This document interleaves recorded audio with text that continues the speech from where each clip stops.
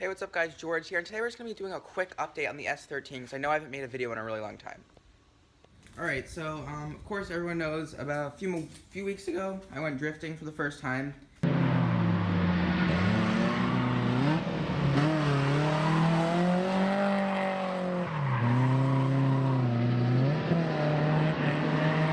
It was really fun, until my car broke, which was not as fun, but, the stuff that broke wasn't too bad. So, obviously the main thing that broke was the clutch.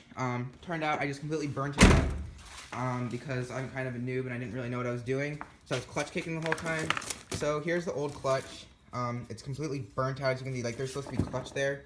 Like you can see on the right side, there's like this stuff, and this is just like straight metal, so that's not good.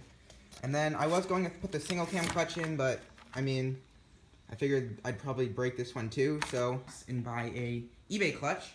So we got the eBay clutch in here because I wanted to get like a nice XD, or I know at some point I will, but I know I can't break in a clutch because you need to break in a clutch a few hundred miles before you actually go hard on it. I know I won't be able to break in this clutch, so I know it's going to go out pretty quickly. And I saw no point in spending $300 or $400 on a clutch, so I knew I was going to break at one drift event. So maybe next season, the spring, I'll be able to get a nice clutch, break it in once I can drive. And then I'll be able to use a nice clutch at a drift event, but for now, eBay clutch is all I can do. And just to combat against future clutch failure, I got a dead pedal, this thing here, so like, when your foot is not on the, you can't even see that, when your foot's not on the clutch pedal, it's on the dead pedal, so you're not riding the clutch, and I think that might have been one of my problems. Alright, so now we're gonna pop the hood. And under the hood, we got some very interesting things going on. So a problem I ran into was coolant spilling everywhere when I was at the track. I was really sad because I thought my cheap eBay radiator had exploded, but it turned out that wasn't the case. A coolant line down there had just popped off, and it was just spraying coolant everywhere, so that was an easy fix, and I was really happy about that. Also, because I thought I was having some problems, I decided to get a coolant temp sensor, so I'm not completely done wiring it, just seeing how it worked. I got it in here. And then I got a gauge inside the car, as you can see right here, and I'm very proud of myself in this. I wired it into the stereo, so when you turn the ignition on, the lights on this turn on, which I think is pretty neat. So it's not like anything bad's gonna happen, it's pretty cool. I like that. So when I was at the drift event, I didn't have power steering, and I was pretty sad about that, because it was just not fun to not have power steering, because I thought it would be easier, but it was really hard to drive without power steering and drift because I didn't really know what I was doing. So I decided to put the Hicus power steering pump back on the car, and I blocked off the actual rear wheel steering port on the power steering pump. There are little fins that go on this piece of metal in the power steering pump, and they were removed so the power steering pump would no longer create pressure for the rear wheel steering part of the pump, so there would be no problems there. And then of course we blocked it off.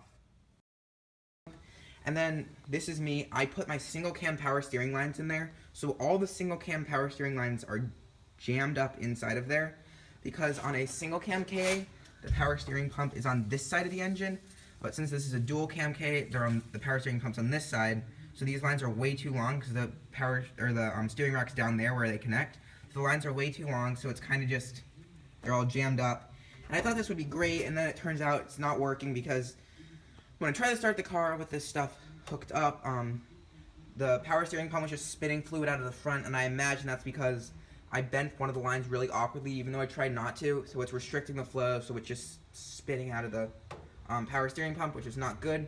So I'm going to go ahead and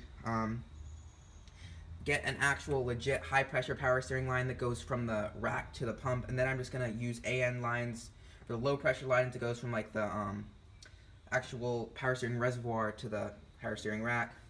So obviously when the power steering pump is not hooked up, the car still works perfectly fine with the eBay clutch. So it's working fine now. We'll see what happens the next time I go drifting with it, but it looks good for now.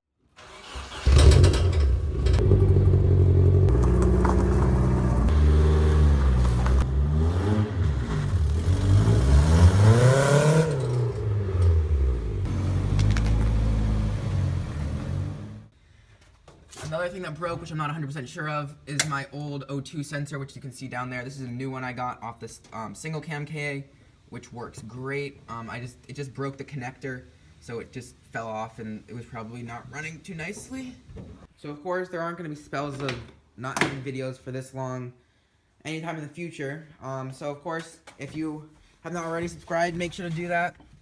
You won't regret it, because there are going to be tons of new videos coming out soon about the car, because of course we're going to have to do some great things to it to make it more drift ready, so next time I go drifting it's a better experience. So if you have not, make sure to subscribe. I will see you guys next time.